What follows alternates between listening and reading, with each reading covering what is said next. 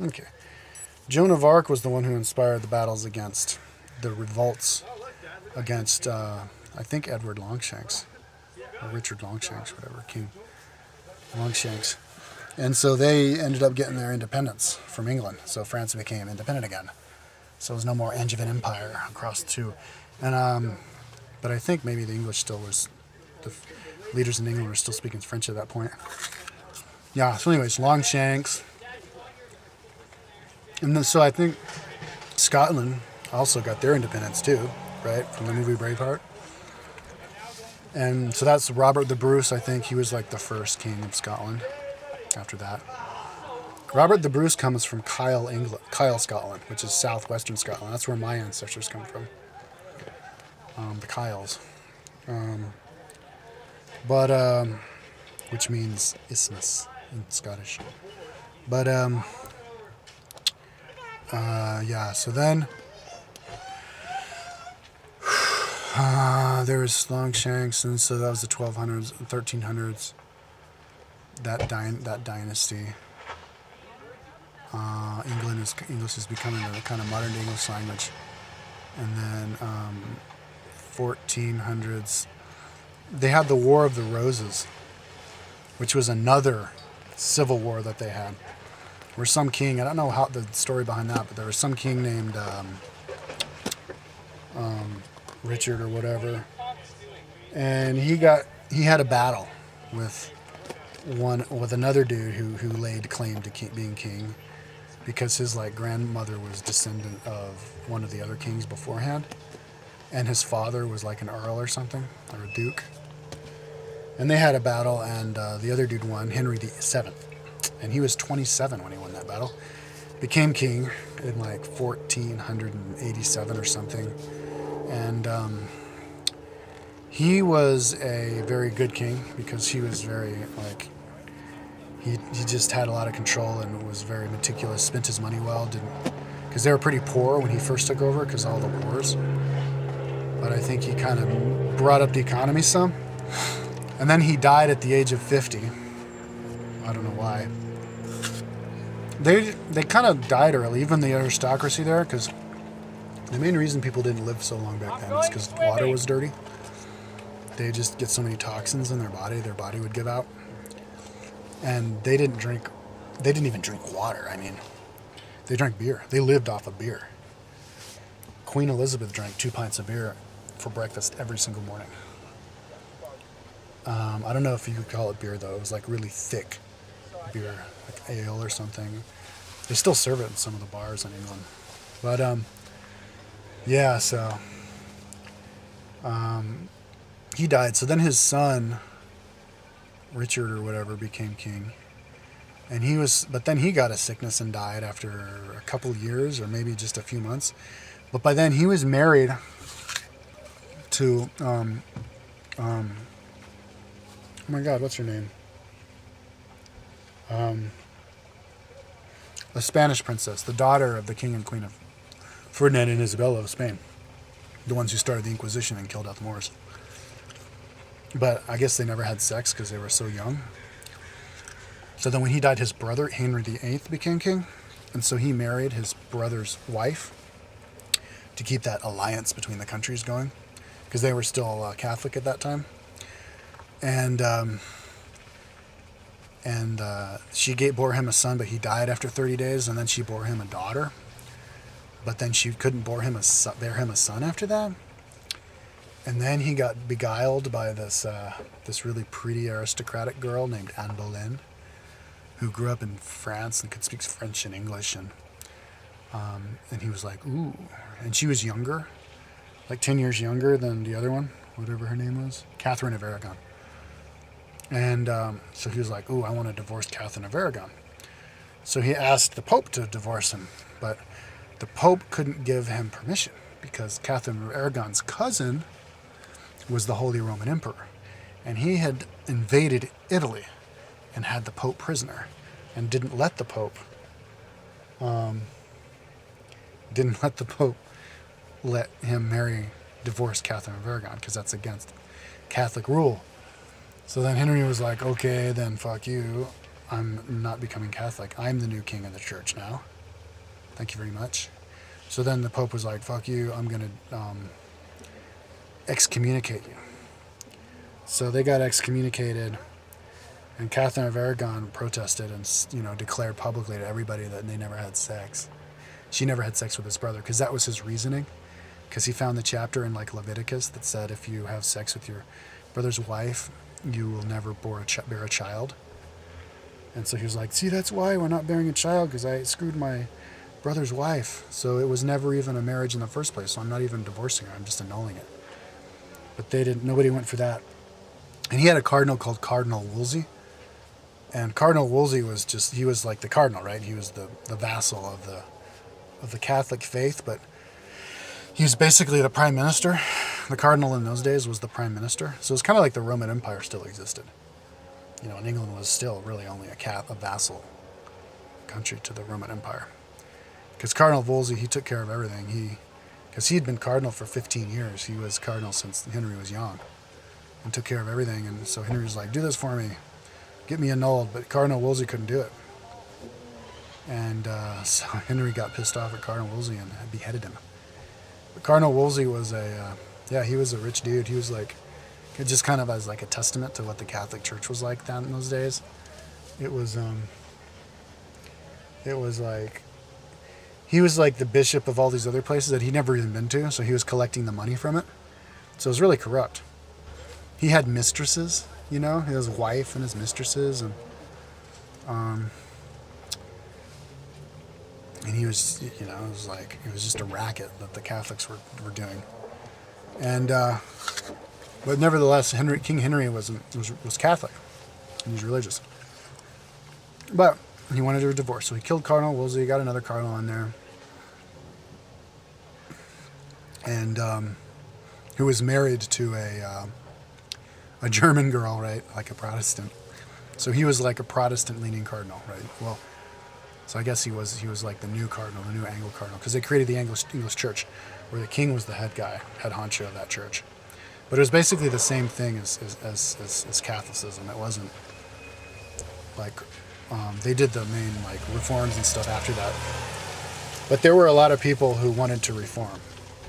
That was kind of like going along with creating the Protestant religion. The English was just the first people, because that was after Martin Luther had already existed then. So they had the Lutherans and the Calvinists and stuff. So there were lots of people wanting to reform, and Anne Boleyn wanted to reform too. She was a reformer. And then well, since they didn't have a cardinal after Wolsey because they made a new church, the first prime minister, his name was Thomas Cromwell. He was a big-time reformer. Oh, rowers. He was a reformer. They like took over all the Catholic churches. They went in there, and it was people. They had been Catholic for forever, so it wasn't easy to reform. But they went in there and they just basically waged war. They destroyed all the Saint Mary's, statues. That was one thing that they didn't like about Catholicism. They were like, it's God and Jesus. Mary isn't one of the gods, so forget about Mary. And no taxes going back to Rome. There's no more cardinals, so now the taxes go back to the king. No more priests. And people didn't like that. There were people, they had a rebellion who marched down there, but they got defeated, and their leaders hung. A lot of people hung. And it was like a kind of a civil war going on. See, this was after the invention of the printing press too, so there were lots of reforms going on. People were starting to wake up to just people being told what to do, and like, you can't read the Bible, only we're allowed to read the Bible. Now more people could read because there were books out there and people were literate. So they were having to reform religion and everything, and England was doing it more than everybody else. And so they did that, and that was going on fine. But Anne Boleyn had a baby, but the baby was a girl.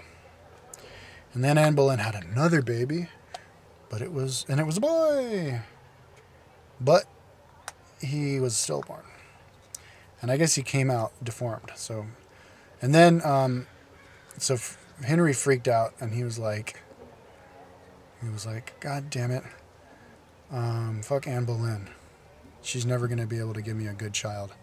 He was just freaked out, I guess. He thought he was cursed. So he wanted to divorce her, and he basically had his prime minister come up with a, really flimsy evidence. She wasn't even guilty. Like, she was seen, like, dancing with one guy once or whatever, and they accused her of having sex with everybody, including her brother, so they beheaded her brother, too, and, like, a couple other dudes. And so he married another girl named Jane Seymour, and she gave him a son, but she died 7 days later. Hemorrhaged or something. So then he was wifeless, but he had a son. So he needed to get married again. They did a marriage of a political marriage. They brought a German over to ally with Germany because I think he was pissed off at the French. He was like spending his whole time just trying to ally with people, and they kept deciding to ally against different people. He was originally allied with Spain, but now he was against Spain because he divorced Catherine of Aragon and wasn't Catholic anymore. And so now he had to ally with somebody else. Like, he didn't want to be alone because then he was afraid he'd get, like, invaded. So he allied with France. I think he kind of had a contentious relationship with France, though, because France and England, you know how that is. Once he had a wrestling match with the French king, and the French king won, threw him on his back, and he was like a vain guy, so he didn't like that. French king must have been big and strong, because King Henry VIII was a big and strong dude. He was 6'2", too. And big. Anyways, yeah, so he wanted to ally with Cleves, which was a Roman kingdom within the Holy Roman Empire. I mean, a German kingdom within the Holy Roman Empire. But he married a girl without meeting her. The girl Anne of Cleves, the princess. And somebody said she was pretty and drew a picture of her, which was prettier than she really was, and he met her, and he didn't like her because she, I guess, wasn't that pretty and wasn't his type. She was tall and big boobs and big buns, and he liked little girls with little boobs and tight bodies. So he, and I guess she didn't like him either because he had fallen off his horse by then and had like a gangrene like leg, which was stinky and stuff. And they didn't get along, didn't have it sexually going on, so he didn't want to cause problems, so he just sent her off to a castle somewhere and made her his titular sister and just took care of her and gave her like good money every year. But he got married again to Jane Howard. And Howard's actually, my lineage is from Howard's. I have some direct ancestors from Howard's and direct ancestry from the Boleyns, according to my mom's mom, who was English. But she two-timed against him, so she got beheaded too. And she couldn't give him a baby. So then he married another lady. But by then he was old, and he died when he was like 56 or something, 57. Of his gangrene. He couldn't walk around, so he got really fat, and he ate a lot. So he had like a heart attack or something. And so he had like 6 wives. And he died, and so then his son, the son of Jane Seymour, became king. But I guess he had physical problems too. Everybody has physical problems. And he was king for like 6 years or something, 6 or 7 years. And he was a Protestant. So he was helping around with the Protestant, taking over the Catholics, even though there's still lots of Catholics. But he died. But right before King Henry died, he actually reinstalled his 2 daughters as heirs to the throne. He kind of reconciled with them. So Henry, whoever that other dude was, Henry the Ninth, I don't know, Richard William. He died. So then his daughter from Catherine of Aragon became queen, which was a disaster because she was Catholic. and the country was Protestant, and she went nuts. She burnt people at the stake. I think she was only queen for like 6 years or something. But she married the King of Spain, so now it was an alliance: King of Spain against Spain and England united. And I don't know how that worked. Like, what, did he move to England and did he have a regent in Spain or something? I don't know how that worked. I think that's how it was.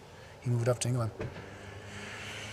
But they didn't have like a really good relationship. Maybe she wasn't that pretty or something, or she was just English, or I don't know. He just didn't like it up there. But she was, maybe she tried to please him or whatever, because she burnt people at the stake who were Catholic, who were Protestant, and she like burnt like innocent people, because that was in the times of the printing press. So people were starting to get books. It was easier to get books. So really poor people who couldn't even read were getting the Bible, and that was like, again, that's a no-no in Catholicism, is reading the Bible. Fucking Catholicism, bad religion. Yeah, like this one lady bought the Bible so that she could have her like literate in-laws or whoever read it to her, and she burnt her at the stake just because she was reading the Bible and was like an Anglican religionist, right? And like was like just normal people burning at the stake. She burnt 220 men at the stake and 60 women. So people didn't like her, and she couldn't get a baby either. And then she thought she was pregnant because her belly was getting distended, but it turned out to be uterine cancer, so she died. And so she luckily didn't kill her sister, who was Protestant. And her sister became queen now, the daughter of Anne Boleyn, the Protestant. So now we had a Protestant sister queen. And she was 25 when she became queen, and that was Queen Elizabeth I.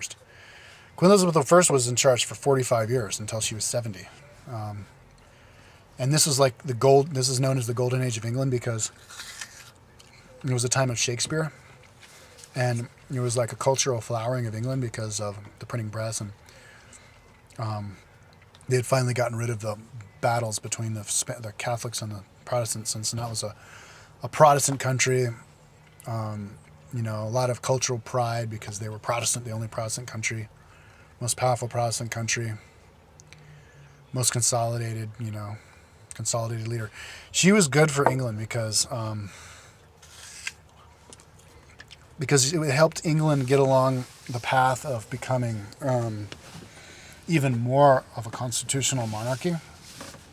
They were getting, England is the country in Europe that is the most democratic. In the beginning, that's why England was the country that did the Industrial Revolution, because it was the most democratic.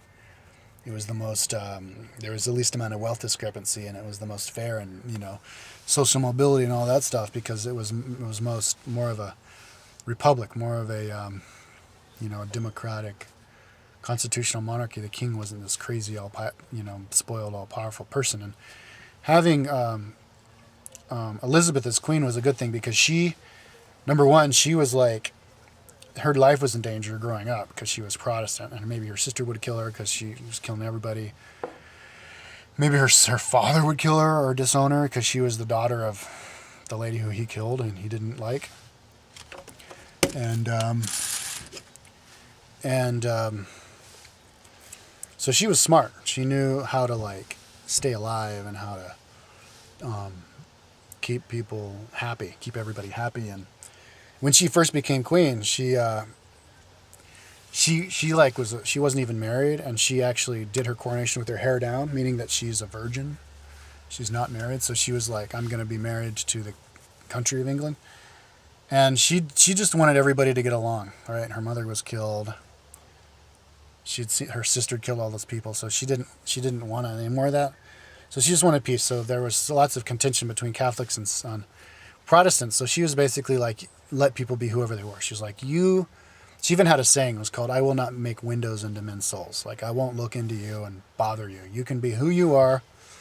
If you want to be Catholic, you can be Catholic. If you want to be Protestant, you can be Protestant. The country is going to be Protestant, though. And that was pretty advanced at the time, because in other countries, people had to be of a religion. They even had to go to church and stuff, like France. So, and plus, she wasn't like an authoritarian, bossy king who tried to boss people around because she was a woman. and she knew she couldn't be like that or she'd get deposed. And like, in fact, when she first became queen, like, some dude came out with a book saying how women weren't fit to lead, but he was mainly writing the book about his sister who was killing all those people. But it came out, and so then, the government came out with another book, like, defending how there was a woman as a queen, but this time Elizabeth, and he said, well, Elizabeth actually isn't the queen, the ruler of the country, though. It's actually ruled by a parliament. So, maybe he was saying that just to kind of like, maybe because he agreed that the women should be totally in charge, but having a woman in charge for so long was good for diplomacy and letting everybody's voices be heard. And yeah, so she was there, and she had a good advisor, and so England did well. It was it was when Shakespeare and all those poems and other people, like, there were some other dudes, famous poetry, like writers and stuff going on out over there in those days, because England was getting rich too, because they had found the Americas, and they were doing trade. This was in like the early 1600s. She died in 1601, and she became queen in like 1555 or something like that. So the late 1500s, they had discovered America by then, and they were sending ships over, and Spain was getting most of that, but England was doing trading too.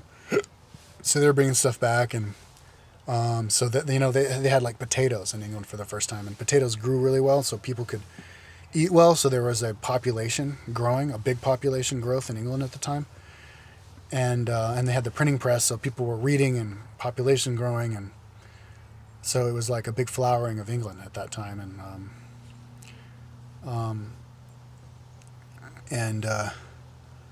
and she was a monarch for that long, which means that there was no like civil wars or problems.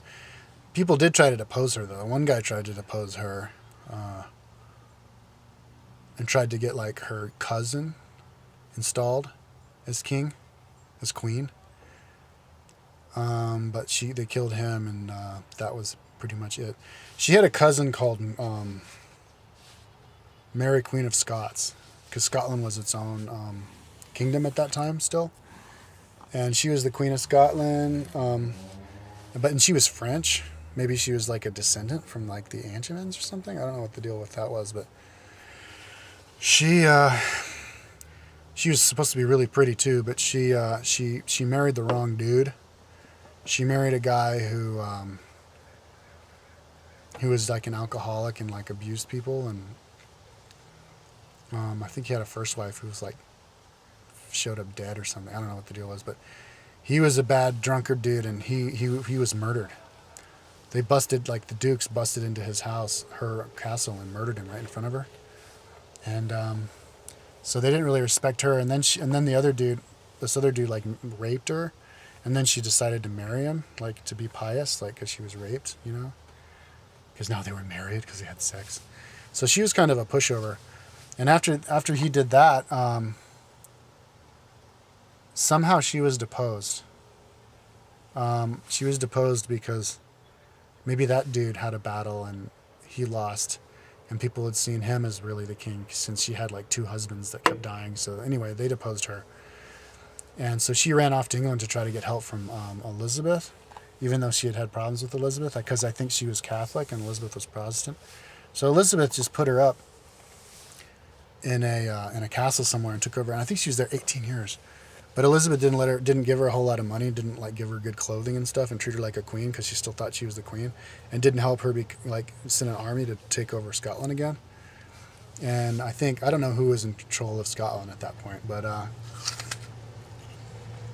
yeah, one dude tried to get her to like marry her and then install her as king, because she was her cousin. She was King Henry's sister, so the granddaughter of King Henry VII. So they wanted to get her killed so that they would get rid of that whole problem of like possible civil war. So Elizabeth reluctantly allowed her to get beheaded in church, and she regretted it, and she was also freaked out that she'd get invaded if she did that, because that lady was Catholic and French. And sure enough, and she was also giving money and troops to the Republic of Netherlands, who was trying to become free of Spain. Netherlands became part of Spain because one of the kings of Netherlands, like in his will, ceded it to the king of Spain. So yeah, they were fighting. So Spain was pissed off at Elizabeth because the king of Spain wanted to marry Elizabeth, but she said no. And then she killed the Catholic French, Queen of Scotland. And then she was helping the she was helping the rebels in the Netherlands. So he didn't like her, so he wanted to, and plus she was Protestant. And so he wanted to take over England, so he got the Spanish Armada going. And Spain was the richest country in Europe at the time because they stole all that gold. Well, because it was a consolidated country, because they took over all of Spain from borrowing money from the Jews and never paying them back, and kicking out the Moors, and stealing all the gold from the New World, and so they built this big armada, like all the 600 ships or something like that. There's even a scene of that movie Elizabeth the Golden Age where they're cutting down this whole forest. I am sacrificing the forests of Spain for our giant armada. And I think he won a big battle against the Ottomans, and he had this big empirical army of all these soldiers from all over, his hired mercenaries and stuff from all over, speak different languages, to try to attack England. But they had really big boats that were used to the really Pacific Ocean, the really peaceful Pacific Ocean. And that's why the Pacific is called Pacific, because it's really peaceful and quiet and calm.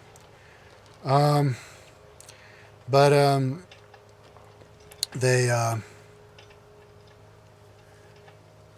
attacked England with all those boats, but it was really choppy and cold up there. So England Navy was out there ready to fight, and they could never land because the weather came up and the wind blew them away, and there was a storm just then.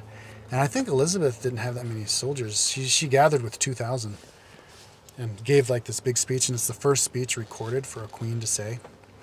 And she's like, I may be weak in body, but I have the heart of a king and of an English king, and we will be victorious against these invaders of our land and never let them take us over. So they fought gallantly, the English Navy. And so and sent fire ships into them and stuff, and scattered them, and they couldn't land, and they weren't even really communicating well, I guess, either, because not all of them could speak Spanish. Spain had just become unified, and so it wasn't even one language anyways within Spain, just different dialects.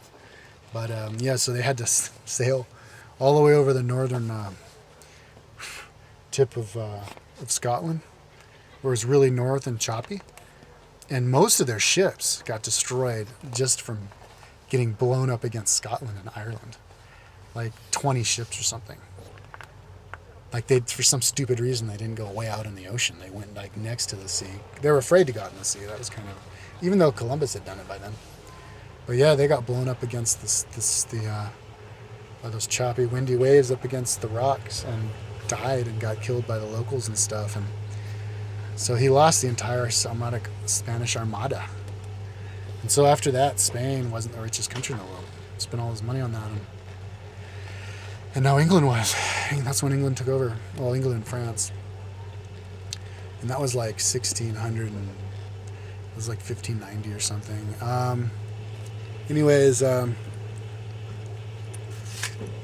She died at the age of 70 in 1601.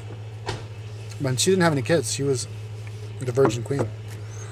She didn't get married to anybody because maybe she was afraid the same thing would happen as what happened with her cousin, who she never met, by the way, Queen of Scotland, Mary Queen of Scots. She married a man, the man would try to take over, because there had never been a successful female queen for her. There had only been one female queen, and that was Matilda. I don't remember when that was. It was Angevins or something, but there was a civil war, and Matilda was deposed, so there had never been a successful one. So she figured, she would just marry the country and wouldn't have any problems with a jealous husband who wasn't the king. And so she was just stayed solo the whole time. So they passed the lineage off to Mary, Queen of Scots' son, because he was the great grandson of King Henry VII, who was Queen Elizabeth's grandfather. So, but he was the king of Scotland. I guess when Mary got deposed, they just gave the throne to her son, James. So James, the king of Scotland, now became the king of England. So now England and Scotland were one, had the same monarch. So it was like the beginning of the unified kingdom of England and Scotland. And so he was king from like 1601 to like 1625 or something. And I think he was a pretty good king. He was a Protestant, I think. And anyway, he had a son named Charles the First. Charles the First was very regal, very conservative, Protestant, but he was an idiot. And some people say he was gay. He was trying to, because under the rule of Elizabeth, England became more of a democratic republic. More of power for the Parliament. And then under James, since James was a newcomer, wasn't even English, maybe he was a little bit kind of delegated the powers to other people. But then the spoiled brat son comes in, right? Usually it's the grandson who fucks everything up. The father, the founder of the company or the kingdom does great, the son does okay, and then the grandson is a fucking spoiled loser and botches it. So this dude, he wanted to take all the power back for king. And he's like, so he had arguments he wanted to invade France for some reason, to win a battle against the French, which they did periodically. I mean, King Henry VIII had a battle against the French and kicked the French's ass. I don't know if he took any land back. It's called the Battle of the Spurs because all the French were kicking their spurs so hard trying to get away. But, and they actually had a battle against the Scots then too, that Catherine of Aragon proud herself in directing. But he wanted to attack England, but he wanted his like gay lover to be the general, and he was a loser. I don't think he was even like aristocracy. And they were like, no way, but he was like, yeah. They were like, okay, but if he fucks up, then we're gonna get rid of him. And he's like, whatever. So they spent like a shitload of money, and he totally fucked it up. Got his ass kicked and came back, and they were like, and then he wanted to do it again, attack again with the same dude as leader, and they're like, no way. So they didn't let him, and so then he was like, fuck you. Then I'm gonna stop Parliament. No more Parliament. You guys go home. I'm king now. So he stopped Parliament, and then he was like attacking other like dukes and barons and lords or whatever you call them, earls, and taking land from them and like pissing people off and giving taxes and being a despot and being an idiot. So he had like a war with Scotland. I think Scotland wanted to get their independence again, that he lost. So then he was spending all the money away, so he didn't have any money. So then there was a rebellion against him, and he lost in the battle. And so they took him prisoner, and the new general who won it was Oliver Cromwell. And they needed to get rid of the king, and they killed the king.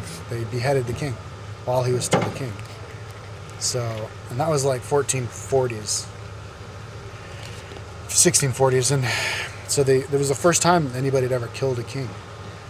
So it was like a big moment in European history, because now it was like they had a republic, and the guy who was boss now, Oliver Cromwell, he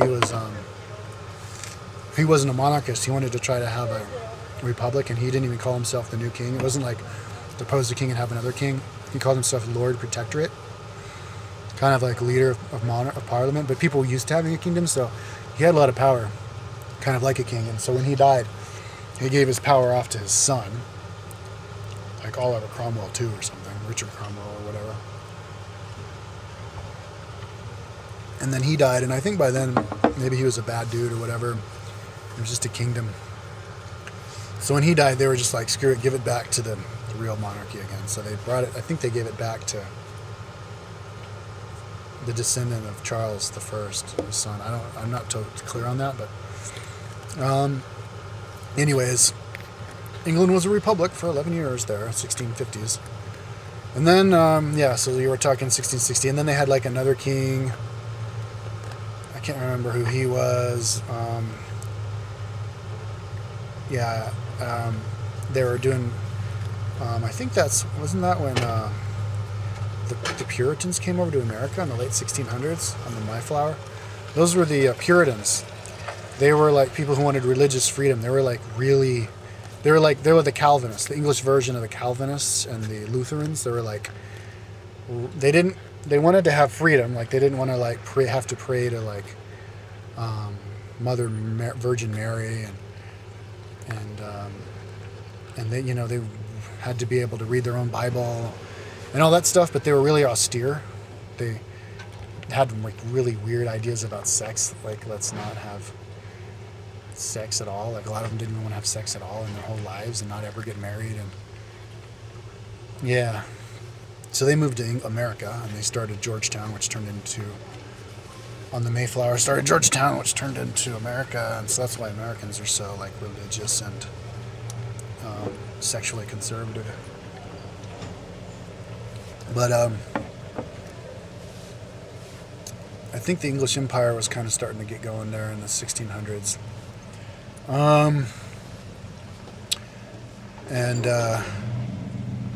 They had like a king. Then they had like a James, and they had like another king. Late 1600s, and there was a queen named Queen Mary too. But I don't think she gave a baby. She couldn't have a baby. She was really tall too. She was 5'11". And I think the average dude was like, 5'6" or something. So she would have been like modern day, like 6'4". She was really hot too, really fit. Because she walked all the time between Kensington and Whitehall Palace. Like 5 kilometers every day or whatever. But she died of some kind of syphilis or whatever, so I don't know what happened after that. They had to pass it on to somebody else. So then you get into the 1700s. I'm a little bit hazy on this part of English history. But early 1700s. In 1707, they made the union between Kingdom of England and Scotland and became Great Britain. Because, I think what happened was they were doing lots of colonization and stuff, and Scotland spent a third of their money to try to colonize Panama. But it was infested with mosquitoes. And they thought it was like easy pickings. Some idiot told them to go easy pickings. So they brought all these 300 hats, like hundreds of Bibles. And they thought they were going to start their own like colony. But they all died of like sickness and getting killed by the natives and stuff. And so now Scotland, and I think they were sabotaged by England, like maybe attacked or whatever, but because like 40 people died on the way there. But so they were broke. So England was like, hey, look, you guys, we'll absorb your debts. We'll take care of your debts. Just join us, become our part of our kingdom. So they became unified, and the birth of Great Britain. And so there was a woman in charge then, a queen. Was that Queen Mary? Mary II? I can't remember, but then they had like 1700s, and then they had the Industrial Revolution, which started in like 1740. And England was the one that had the Industrial Revolution, because some dude, I think was it James Hargreaves, invented the threshing machine, which was this machine that could go over the fields and like cut the wheat and throw it down, so you wouldn't have to use your reaper, so it could make it so that you could toil the soil easy. And they were bringing a lot of goodies back from the New World. I think they were doing the slave trade in those days. England, I think, started it, and they set up like even like a vassal kingdom on the coast of England with this big fortress where they would just bring slaves over. They brought like 30 million slaves over or something. In horrific conditions, 300 slaves to a ship. You only had 2 feet in your bunk before the next one. And so people were dying, like a third of the slaves would die on the way there or something. And they were bad, I mean. And then England outlawed it though, but people still did it. And if if a slave ship looks like it was going to get caught, they would just tie all the slaves together with chains and throw them overboard so they'd sink with a rock and sink them. Like, we don't have any slaves. But yeah, they made a lot of money off those sugar plantations, which gave money to England. So they had the threshing machine, but England did the Industrial Revolution and not the other countries, because it had been going through this long history of all of these people having a free market society. The entire country was unified. England and Scotland. So the whole island was one country. So there was no border problems with people raiding, because it's an island. You can't raid and then go across the ocean. There was no tariffs crossing borders. So people could trade really easily all over, not waste money, with tariffs and border control and border police and all that stuff. And but the main thing was there was more social mobility. The locals had more control and more say, and they had more of a culture of communication, because of their long history of parliamentary power and stuff. So the poor people had more money to do stuff, and so it was more of a ripe ground and probably people even moved to England, like smart people moved to England so they could be more mobile. So yeah, it was a ripe ground for the dude James Hargreaves to have the time and wherewithal and imagination to invent the threshing machine. And then the other, or was it Hargreaves who invented the steam engine? Somebody invented the threshing machine, and then somebody invented the steam engine, which was a big time invention, and that was like 1700s, because they could dig up coal and throw it in there and use the steam to power stuff to suck out the water from the mines, so that they could mine a lot more. And then they started being able to using that power to boil rocks to make iron. So then they started the Iron Age, and so they could make. So by like 1850,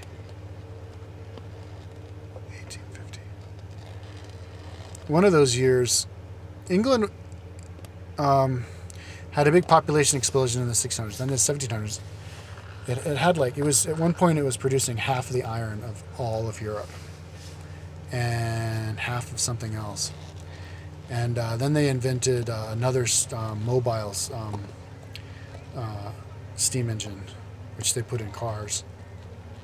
And then the spinning jenny was a big one, where the whole thing twirled around the cotton to make the yarn, like a whole bunch of them at the same time, so one person couldn't do it. But they had some rebellions, like the Jacobites. They tore apart, built the machines. But yeah, England did the Industrial Revolution. Man, I don't have the timeline for those inventions. I should have it in my head. I should look in the computer and see. But yeah, they were becoming the most, and they were the empire. So throughout the 1800s, they were the most powerful country in the world. Their empire, their sea. Like Napoleon was taking over all of Europe, but he didn't even try to fuck with England, because his navy was never as good as the English. They were the big navy, the big world empire in the 1700s, 1800s.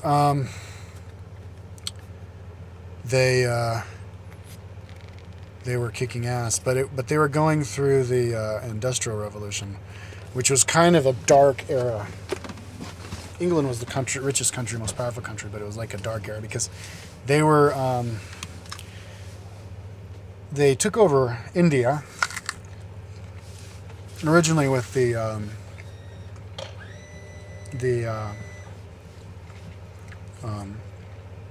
the tea company or whatever, some kind of company.